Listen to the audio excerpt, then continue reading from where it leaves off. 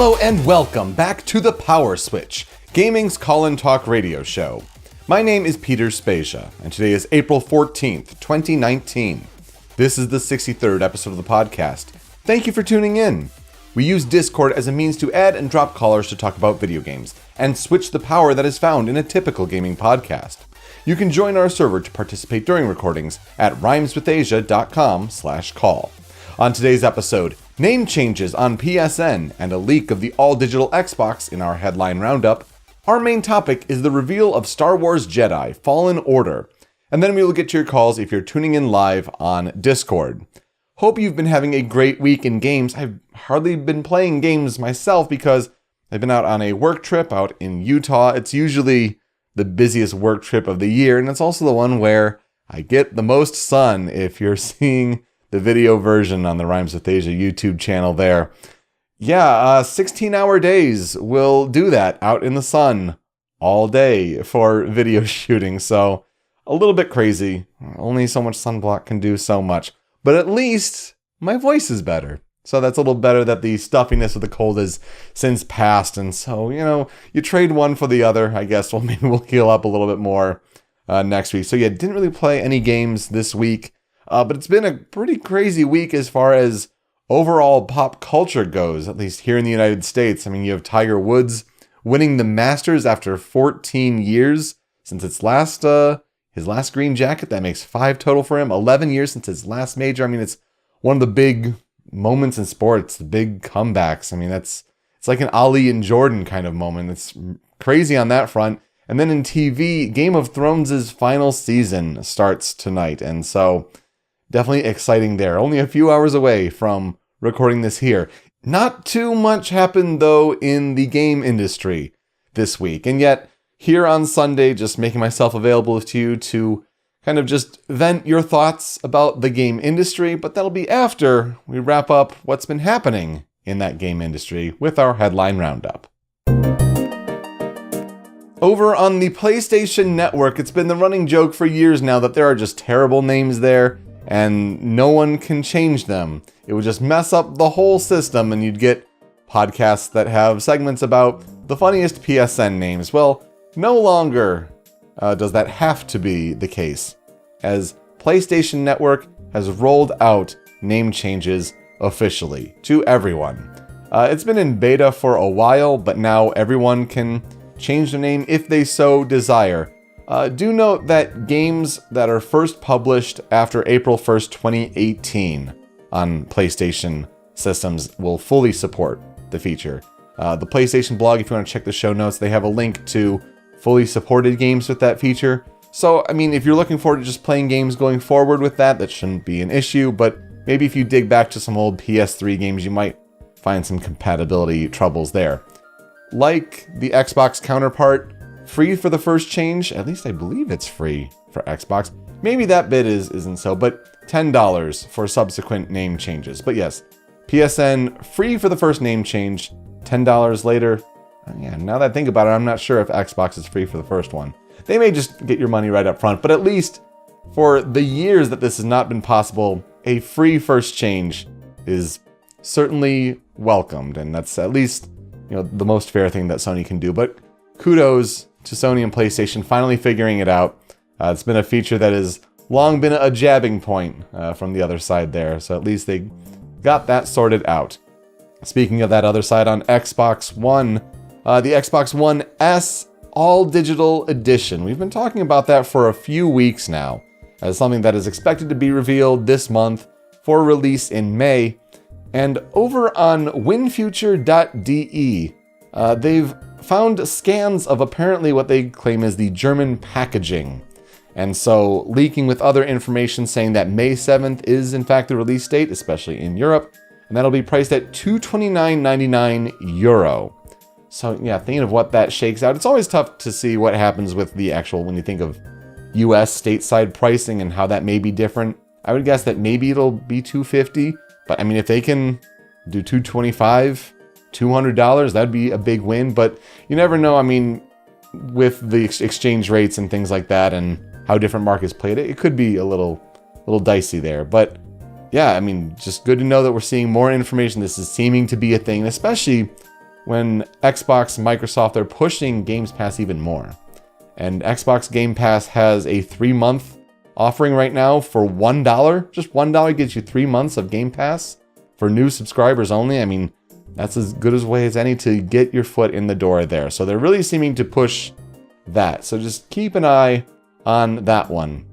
I would say one of the bigger stories of the week is actually kind of on the meme front in a way. Late last week, there was a tweet that was responding to an article, and the tweet has since blown up. And for posterity's sake, I'd like to kind of memorialize it and show the context here. It all started with a PC Gamer article from James Davenport, where he talked about beating the final boss in Sekiro Shadows Die Twice with cheats, and he wasn't really too bothered by it. So there's a user by the name @Fetusberry, which is just a winner of a handle there, tweeting this article in a quote as a response.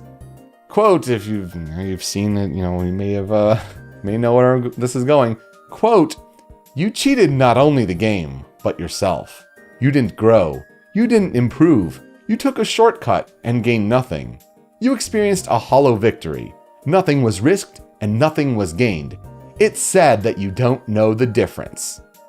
And so I'm sure other people, share that sentiment, and they play their games for the difficulty and for the challenge. And yes, this right on. I totally agree with this. And for me, I look at this and I hate everything about it. Honestly, this is the kind of response that gaming doesn't need this kind of elitism, especially to call out another person in this way. In such a, it's sad you don't know the difference. People play games for different reasons, for different difficulties. And again, I referenced it last week. It's not the whole difficulty versus accessibility thing. It's that someone could believe this and put this thought out in the public space unironically, because it reads like just a bad joke. It reads like an ironic joke, right? And so this is why I think it's been caught up with all these different memes. I think some of my favorites have been the Sonic Marble Zone sort of glitch, and you see that at the end there. Or the Super Mario 64, the penguin slide, and you get to the end, and what does the penguin have to say? Well, there you go. Or Pokemon, the Elite Four, you kind of go through some means to get to the Elite Four and to Gary early, or Blue, sorry. And then, the text is there as well. So, I'm a fan of it being used in that way, but for this Fetusberry guy to be interviewed and asked, like, what do you think of it? And he's like, I didn't expect it to be used this way, but I'm glad I said it. And I'm just looking at it as someone who doesn't care about, the difficulty of games or the rewarding nature. Yes, I know from Software's thoughts on Sekiro, it is that give and take of the difficulty there. But people can do whatever they want with games, play games however they want. And it's not sad that you don't know the difference.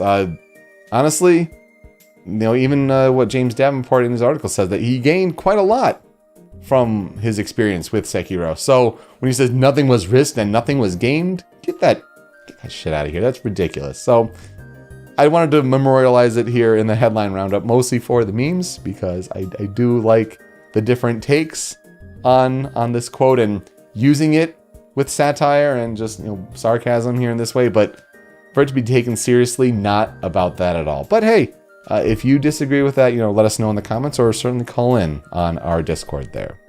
Let's get to the different game and release date announcements that happened the past week. Only a handful of them. Twitch Sings was apparently a game project that has been in the works for a while, and it's finally been released for PC, out now. It's a karaoke game with about 1,000 different songs in their library that can work natively with Twitch without necessarily needing an OBS browser, even duets. Concept seems really cool. I kind of want to try it, but I was just kind of blown away to see this. I mean, for context, I've been on this work trip and only came back very late yesterday, so I was kind of just pulling everything together today. And I see this article about Twitch Sings. I'm like, I'm pretty interested. Sign me up, but it needs the right time to actually, prepare oneself for karaoke, right? Yakuza Kiwami 2 comes out on May 9th on PC. This continues the Yakuza series moving over to PC, which is always a good thing. Get that game series in front of more people, absolutely. Octopath Traveler had been rated last week in South Korea on their equivalent of the ESRB, and I kind of want to mention it because it's like, oh, Octopath Traveler may be coming to PC, and now apparently it really is coming to Steam on June 7th. And that's a big deal. Again, Nintendo, it was a Switch exclusive for a while, but Nintendo doesn't own that game. That's a Square Enix game. That's their publishing firm, and again, if they want to get that game in front of more people, that's one that absolutely deserves it. Probably one of the best soundtracks of 2018, I'd say for sure.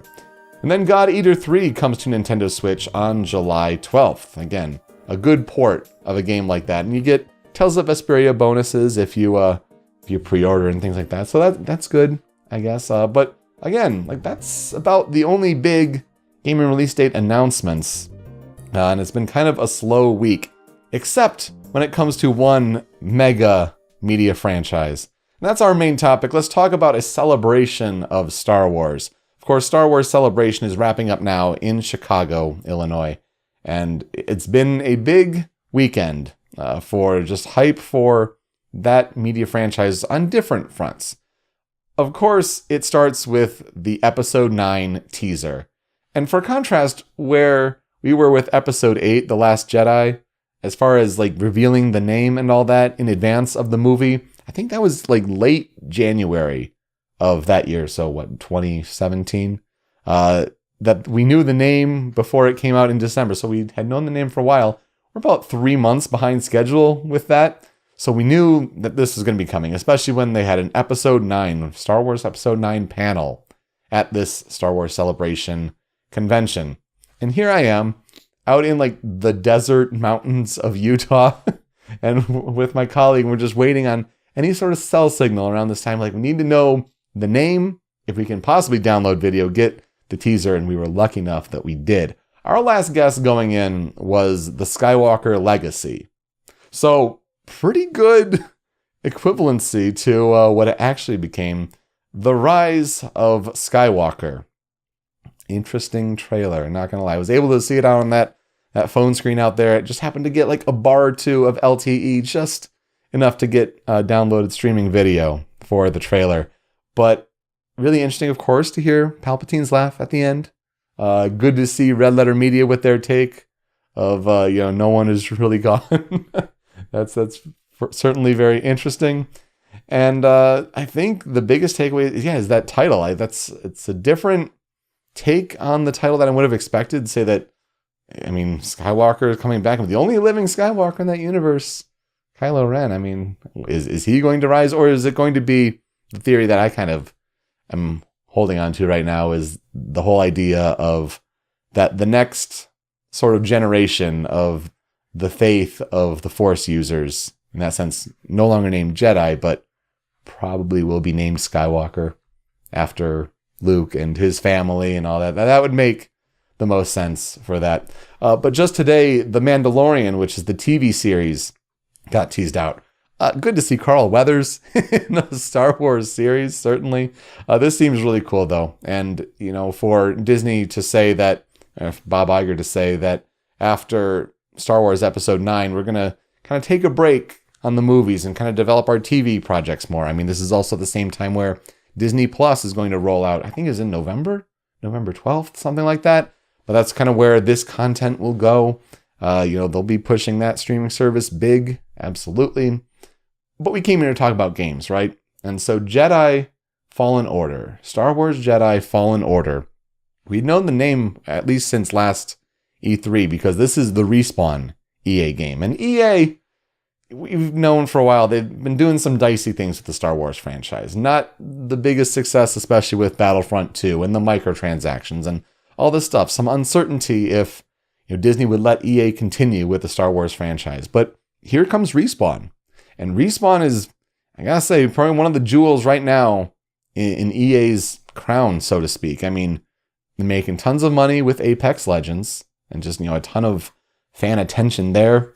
But Titanfall, Titanfall was some quality game experience. And especially with, I'd say, the campaign for 2. One of the better first-person shooter campaigns out there is Titanfall 2. If you hadn't ever played that, I'd highly recommend it. So here comes Respawn with the Star Wars franchise, and they're saying that they're making a single-player adventure. And, absolutely, sign me up. But is it going to be an FPS? What kind of game is this, Respawn? It doesn't help when they put out a tweet. The EA Star Wars brand puts out a tweet saying, no microtransactions, no loot boxes, and no, we won't be adding them. A single-player Star Wars story for those of you who are ready to become a Jedi. And, you can look at this both ways. I mean, one, obviously, this is EA wanting praise for a problem that they helped kind of exacerbate and say, well, we've solved that. Well, yeah, we've kind of driven up the microtransactions with Battlefront 2, but that won't be happening this time. Give us praise. And so that's one way of looking at it. But at the same time, it is looking at Respawn and seeing that they do deliver quality work, and this may be something to look forward to. And we've known since a few E3s ago when they showed the conceptual footage, that one E3, that Stig Asmussen, who is the director last of God of War 3, is behind this one. So again, pretty good pedigree going into this. But we finally see the trailer for Star Wars Jedi Fallen Order. Also important to note, with recent news developments, that this is rendered in Unreal Engine.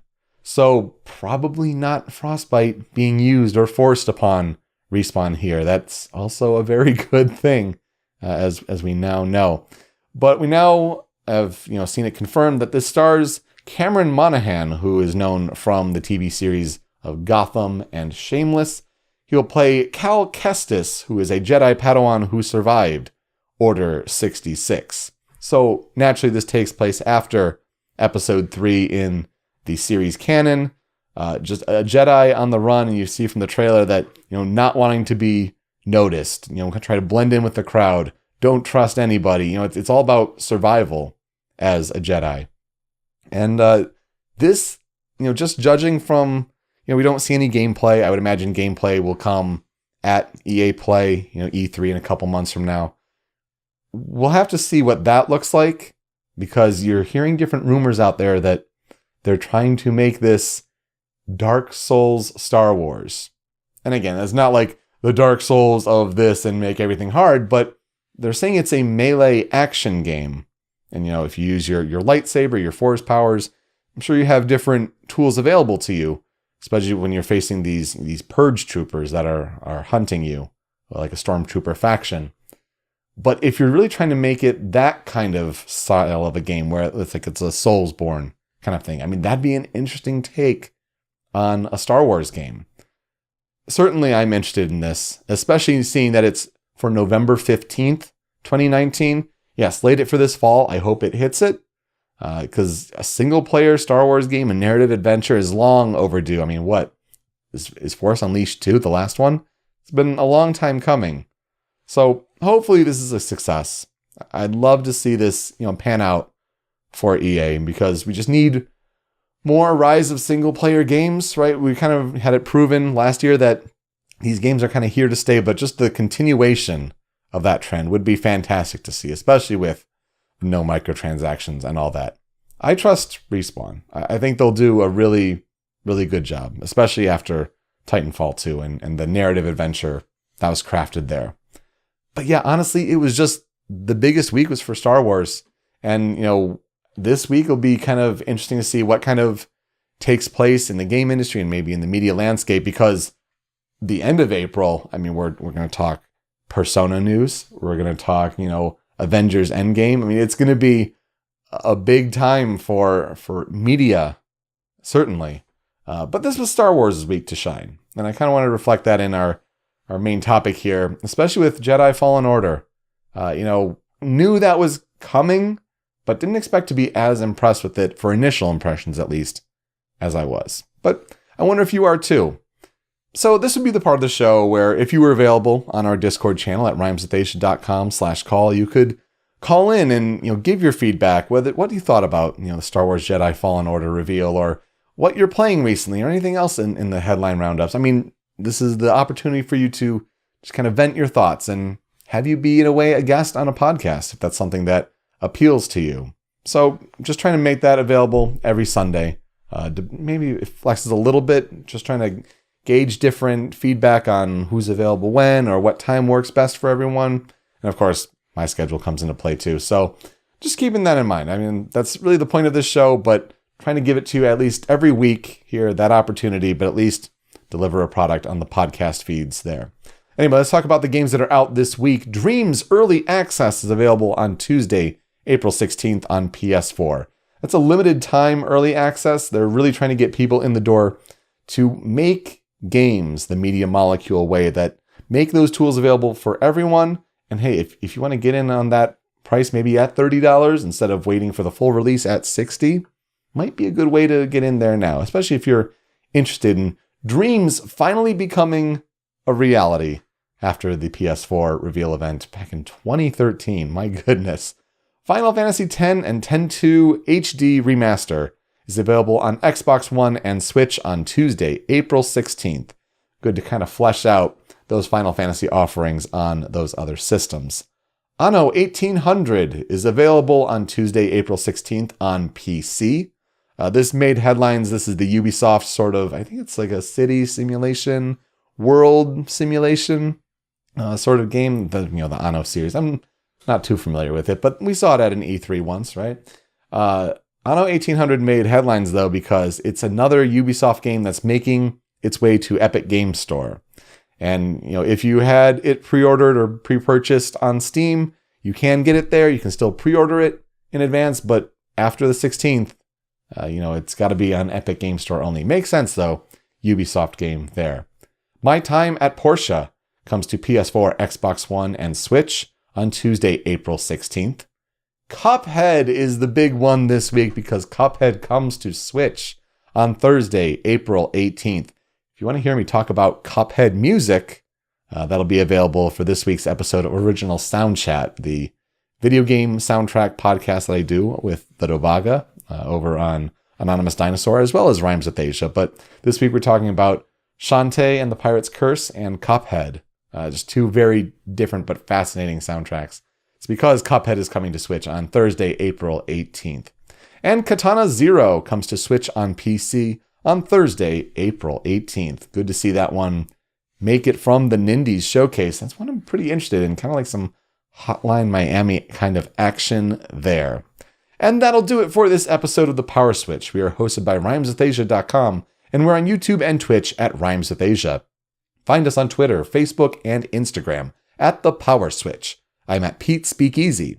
You can email us any questions, concerns, comments, or opportunities at powerswitchpod@gmail.com. And you can subscribe to The Power Switch on podcast services such as Apple Podcasts, Google Play, and Stitcher. And if you could be so kind as to leave a review, that would really help as well. But most importantly, to participate in future episodes, you should join our community on Discord by visiting rhymeswithasia.com/call. It's a small but growing community, so now is the perfect time to have your voice heard on this podcast. If you'd like a YouTube video to watch, I've been catching up and really just going into the backlog of the Casually Explained YouTube channel. And you probably know this channel for the specific video, Is She Into You? I mean, I'd seen this years ago, and so it's good to see this one again, but others, just about people interactions, but also he's a big video game fan, so there are definitely video game related videos there. So check out his channel, Casually Explained. I do link Is She Into You in the show notes there, but definitely check out all of his videos. I mean, they're just fantastic. Good humor about them. So yeah, that's really about it for this week as I go off to watch Game of Thrones, the final season starting tonight. Whatever you're doing with your media time, hopefully you're enjoying it, having a great time. And thank you for listening. Really do appreciate it. But we'd really love to see you here on these Discord channels and calls on Sundays. Just trying to make myself available out there to you.